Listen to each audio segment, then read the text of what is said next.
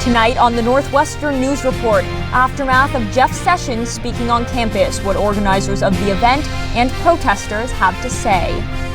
And students take to the streets to show support for DACA, why members of the Northwestern community are speaking out now. Plus, we take a deep dive into data about NU voter turnout. All that and more tonight on the Northwestern News Report. It's your news right now.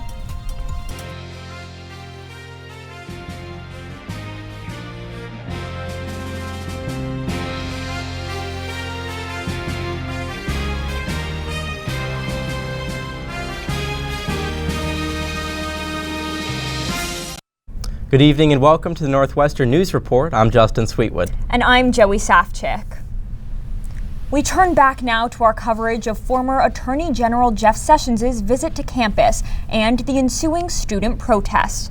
Last week, our live coverage showed protesters surrounding Lutkin Hall, where Sessions delivered an address organized by Northwestern College Republicans. Now, the different groups of protesters and the Northwestern College Republicans are reflecting on these events. NNN's politics director Olivia Olander reported live for us last week and has this follow-up. More than 100 students came out to protest Attorney General Jeff Sessions' appearance on campus last week. A protest outside Lutkin Hall, where Sessions was speaking, coincided with another protest, a night of action which focused on Democratic voter mobilization. At times, the two groups overlapped, but students from both sides have said they were organized separately. Students interviewed that night said they showed up to oppose Sessions' presence on campus, given his values and policy history. He's racist and sexist, and if they really want to be an inclusive campus, they can't have people who are against the very definition of inclusivity. I support free speech, but I think that we shouldn't have people who are directly affecting the horrible things that our government is doing. First-year Megan Gendelman said after the protest that she was specifically against Sessions being anti-gay, anti-abortion, directly involved with, separating families at the border, ICE. What incensed some students was during his time as AG, Sessions announced a zero-tolerance policy for people who cross the border illegally, leading to family separations. Among other anti-LGBTQ positions, he has voted against gay marriage and said the Civil Rights Act doesn't protect transgender people from workplace discrimination. As a senator, he co-sponsored over 40 anti-abortion bills. Vice President of Northwestern College Republicans, Dominic Bayer, said he had discussions with other students who were critical of Sessions' views. I don't know why people criticize him, and I agree there's a case to be made against his views, and we can have a discussion about that. I mean, he's really not harming anyone by speaking at Northwestern. He's putting forth a set of views. Bayer criticized the protesters who surrounded Lutkin. They want to shunt out conservatives from the Northwestern community. Not all protesters said they wanted to shut down Sessions' speech. I didn't personally feel the need to try to stop him from speaking. I just, but I did want to be a part of the opposing force of it. During the protest, there was conflict between students and police. At least one student was pushed by an officer as they tried to enter Lutkin through a back door. A window was also broken during the demonstration. According to a university spokesperson, no arrests were made and no injuries were reported. In an email, University President Morton Shapiro told NNN that administration is still looking into whether policy violations occurred, which could make some protesters vulnerable to discipline. He didn't specify what the discipline might be. Shapiro said students are protected, quote, to demonstrate but not to disrupt.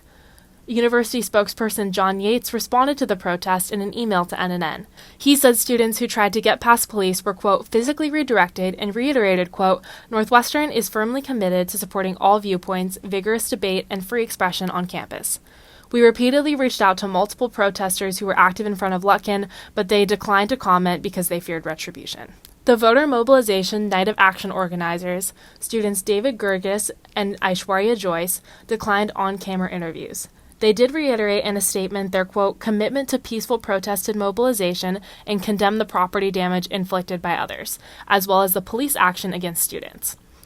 They also reaffirmed their commitment against Sessions and Trump's agendas, which they say are, quote, rooted in white supremacist, bigoted policies. Gendelman originally wanted to attend the night of action, but joined in the other protests when she saw it. It's hard to have a person on your campus that has had such a close connection to change that he could have made for the better, but he made it for the worse. It's just hard to have that on your campus and not want to go and do something about it. On Thursday, Sessions announced his decision to run for his former Senate seat in Alabama. Olivia is joining us in studio now to discuss her reactions and NNN's coverage. Thanks for being here, Olivia. Thanks for having me, Joey. So, what are your takeaways? You've been reporting this for a full week now. What are your reflections? What do you take away? Well, I think one big thing is the fact that Northwestern's student body is conflicted on what ideas of free speech actually mean.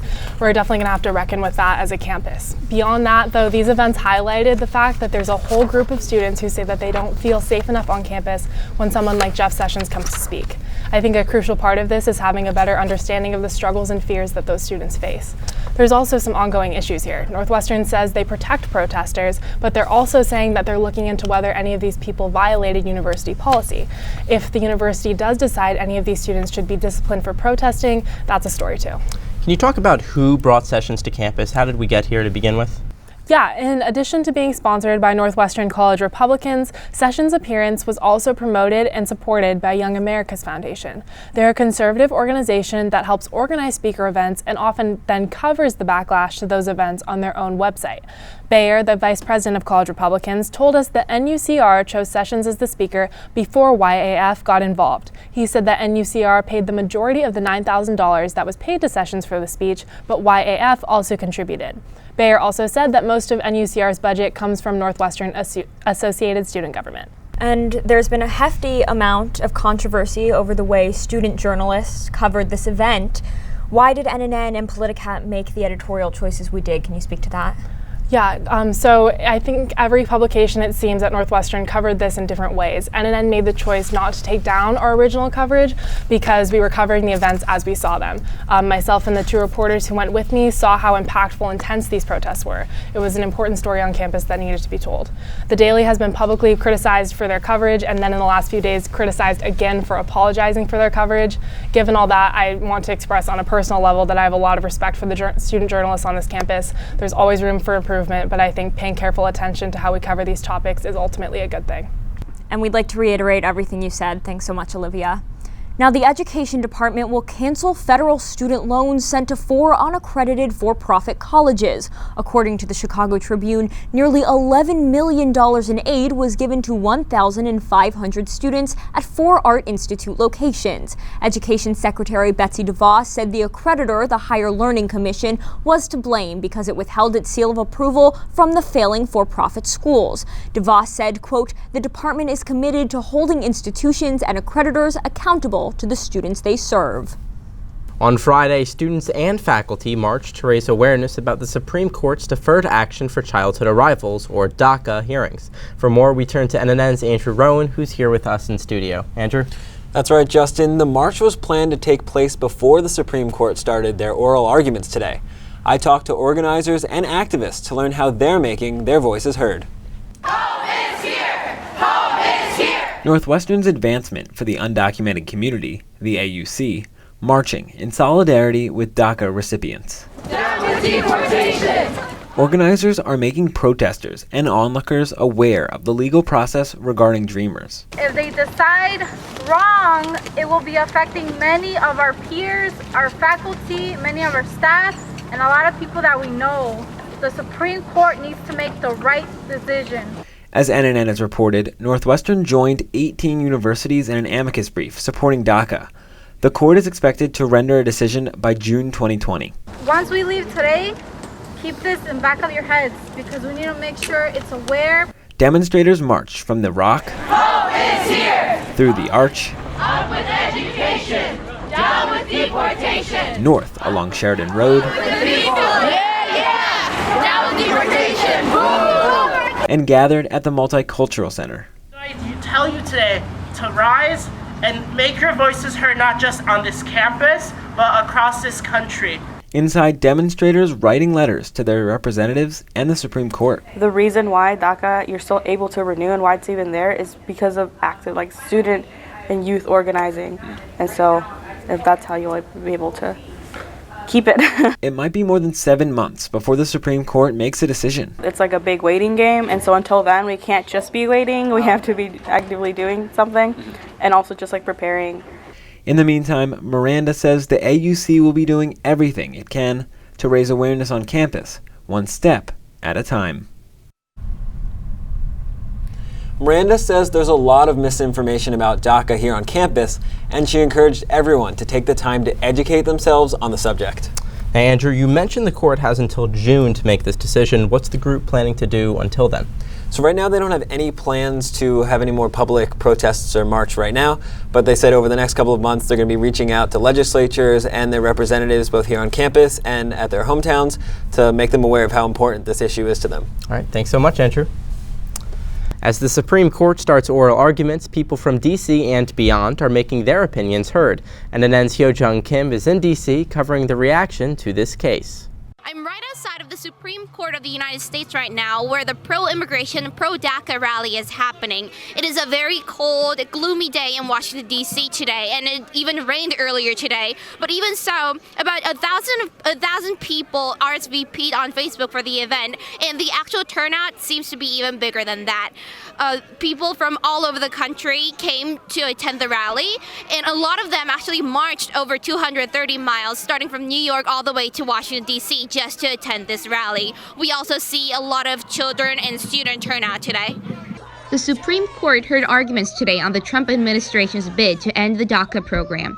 3 cases, Trump versus NAACP, Megalinan versus Vidal, and Department of Homeland Security versus Regents of the University of California, were dealt in one hearing. 5 conservative judges leaned toward Trump and seemed to be open to the idea that the administration has the power to terminate the program. From Washington, Hyo-jung Kim, Northwestern News Network. Thanks, Hyo-jung. And coming up, how Northwestern students are showing up at the polls. Plus, what does the Northwestern community have to say about fossil fuels? It was Snowy Veterans Day in Evanston, and it looks like the cold will stay with us this week. I'll have your 5-day forecast coming up right after the break.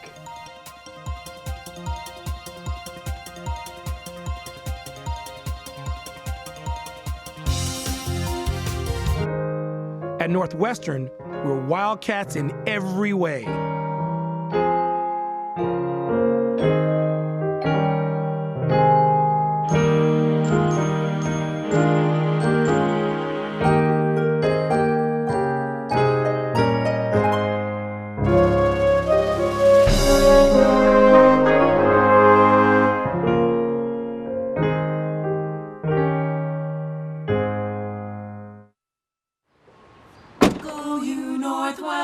Northwestern break right through that. With our colors flying, we will cheer you all the go. Go you Northwestern, fight for victory, sweet victory, for the fame of our fair name, and go Northwestern, win that game. Go Cats! At Northwestern University, we are pioneering innovation and achieving excellence across every imaginable discipline.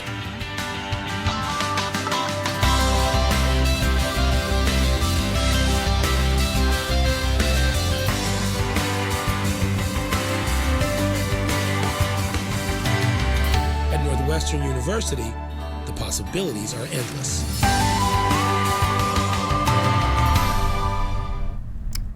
64% of eligible Northwestern students voted in the 2016 elections, and a new study suggests dedication to democracy on our campus continued into the midterms.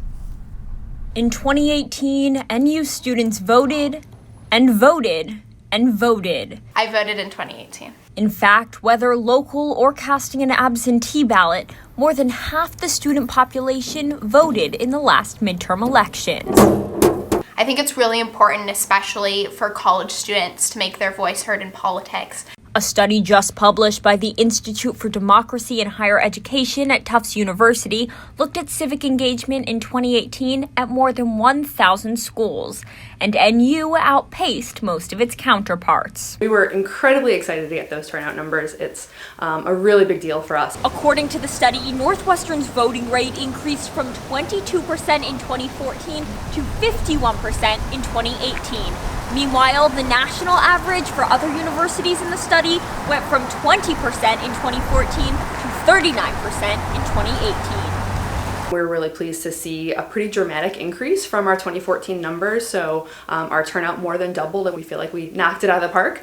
NU Votes hopes voter registration help, a ride in the voter van, and 2 polling places on campus make casting a ballot a breeze, even on a breezy November day. It can be confusing and overwhelming, especially when we're so busy. So I give a lot of credit to NU Votes for making that process a lot easier for students. Kelly wonders if NU might cancel classes on election day.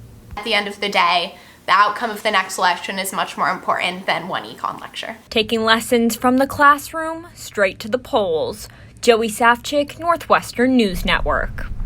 NU Votes is seeking student ambassadors for the 2020 elections. Learn more at the Center for Civic Engagement. Northwestern's Buffett Institute for Global Affairs will host an idea incubation workshop. The workshop will select research projects with a focus on finding and solving the world's most pressing issues. This is one of the Institute's new initiatives aiming to unite faculty and an array of participants from a number of fields. The workshop will be held from November 15th to 17th and is open to the public. Northwestern students are calling for a fossil-free campus. Students took a stand at a meeting for the Advisory Committee on Investment Responsibility, or ACER, last week. A proposal to divest in fossil fuel extraction and sales companies passed the committee last year, but the University Board of Trustees has yet to act on it. Professor Philip Greenland, who chairs the committee, said little could be done without the Board of Trustees' approval. Fossil-free NU Representative Sarah Fernandez called for more action, engagement with students, and transparency surrounding the proposal. Transparency beyond what is contained in the university's annual financial report regarding the university's indirect holdings is a prerequisite to sufficiently accomplishing ACER's scope of responsibility. Veterans Day commemorates the day the Allied forces and Germany signed the armistice that ended the First World War. Northwestern's ROTC battalion met on November 6th to lay a wreath on NU's Memorial Rock. The rock is inscribed with the names of the alumni who lost their lives in World War II and the Vietnam War. The wreath will stay on the rock for 1 week. This weekend was Parents' Weekend, and we wanted to know how you enjoyed some family time. So we asked you in this week's edition of Rock Talk. Following an amazing, fun-filled family weekend, we were curious as to what Northwestern students did with their family and friends. So, we asked you guys. Rock Talk. So, what did you both look forward to the most about this weekend? Being with my son. Being with my dad. Seeing my son. Seeing our daughter. Seeing my daughter happy at Northwestern and having my younger daughter get to experience a little bit of her big sister's life. What did you guys do this weekend? We hung out with other families, so my friends, their parents came into town, so we hung out with their families and went out last night into Chicago. We went to Chicago and we went to the art museum. Yeah, I never saw the campus before because I didn't come with you on the tour, so it was cool that I got to see it for the first time, like if I want to apply here. We went to the football game, had dinners, took walks, enjoying the campus, went to Hillel.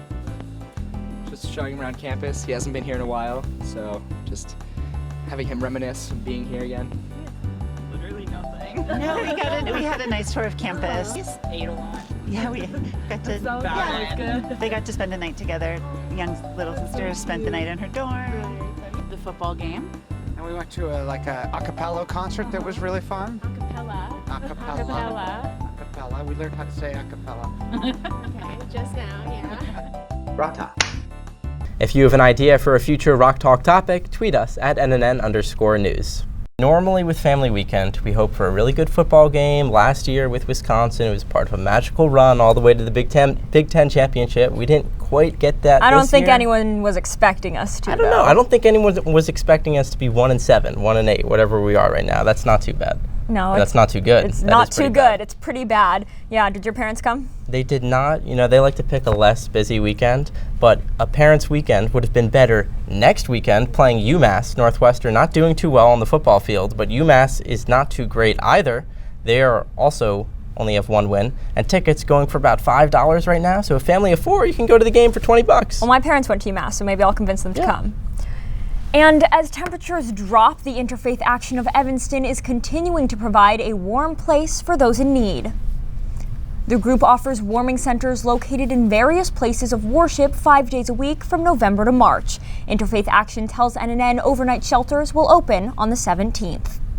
And for more on winter weather, we have NNN's Alex Chun with your 5-day weather forecast. This week welcomed us with some of the coldest weather we felt this season. After a very snowy Veterans Day, we had a pretty chilly Tuesday with wind chill values reaching a low of -3 degrees. And tonight, gusts will be as high as 15 miles per hour. There's a 30% chance of snow tomorrow afternoon with a high near 28 degrees. Thursday will be partly cloudy with a high near 34 degrees and a low of around 21 degrees. Friday will warm up a bit with a high near 34 degrees, and we'll have mostly sunny skies. Friday night will drop to a low near 23 degrees, but Saturday appears to bring us back to a high near 37 degrees. Sunday will be temperamental with a high of 40 degrees and a chance of rain and snow. It'll be chilly this week, and all I know is that the Norbuck's Peppermint Mocha will keep me going. I'm Alex Chun, and this was your 5-day weather forecast. Back to you on the desk. And after the break, we catch up with some Northwestern students who are working to make sure everyone gets a chance to play ball. One team on campus is officially in the postseason and another is officially eliminated. I'm Jack Lito, and I'll have sports right after this.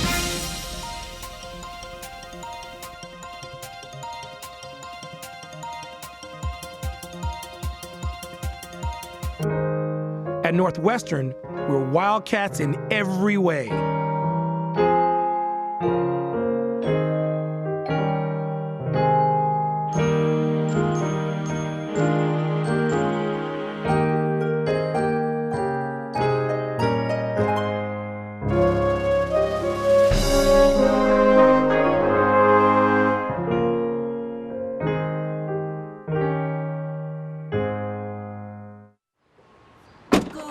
Northwestern break right through that. With our colors flying, we will cheer you all to go. Go you Northwestern, fight for victory, sweet victory, for the fame of our fair name, and go Northwestern, win that game. Go Cats! The Wildcats had another busy week of sports. Here's NNN's Jack Lito to break things down. Joey, the team on campus with the most realistic national championship hopes so far is field hockey, and they just got one step closer. Despite a loss in the Big Ten tournament, the Wildcats received an at-large bid to the NCAA tournament. Freshman phenom Benta Bakers took home the Big Ten Freshman of the Year award and earned a spot on the All-Big Ten first team. NU will be fighting for their first national championship in team history. The journey starts on Friday when the Cats take on Boston College on the campus of the University of Louisville. In football, the Wildcats dropped their 7th straight game, this one in heartbreaking last-second fashion. The offense looked a little better, scoring 22 points and gaining 435 yards. Both those numbers are the highest NU has seen since back in Week 2 when they beat up on UNLV. The Wildcats are now guaranteed to be left out of bowl season for the first time since 2014. But an easy game awaits the Wildcats. They are heavy favorites this Saturday against UMass. On the Wildcat scoreboard, we finally have some regular season basketball, but Chris Collins may want to wait another week. The men lost to Division I newcomer Merrimack on Friday. We did see bright spots from sophomore Pete Nance, Miller Kopp, and grad transfer Pat Spencer, but turnovers from NU let the Warriors stick around for far too long, and Merrimack earned what should be one of the biggest upsets of the basketball season. The women took care of business against Loyola Maryland. Junior Lindsey Pulliam led the charge with 25 points, and the Big Ten better look out because she hit 3 shots from behind the arc. Pulliam only hit 14 three-pointers in 36 games last year. In total, 9 players scored in the 21-point victory. Joey, Justin, that is all I have for you today, but Sportsnet will be back on Thursday for more coverage and highlights, so be sure to tune in then. But for now, it's back to you two on the desk. Coming up in Newsmakers, how some Northwestern students are giving back right here in Evanston and having a ball at the same time.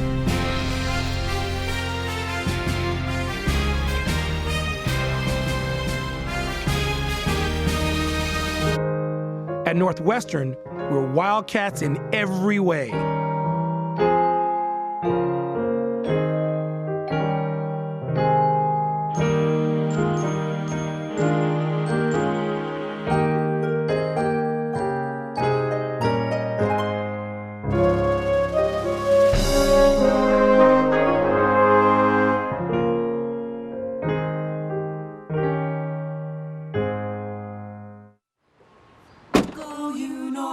Northwestern break right through that. With our colors flying, we will cheer you all to go. Go you Northwestern, fight for victory, sweet victory, spread for the fame of our fair name, and go Northwestern, win that game. Go Cats! Northwestern University to benefit Special Olympics is the oldest collegiate Special Olympics chapter, and NNN's Savannah Kelly takes us inside to tell us what keeps the organization running.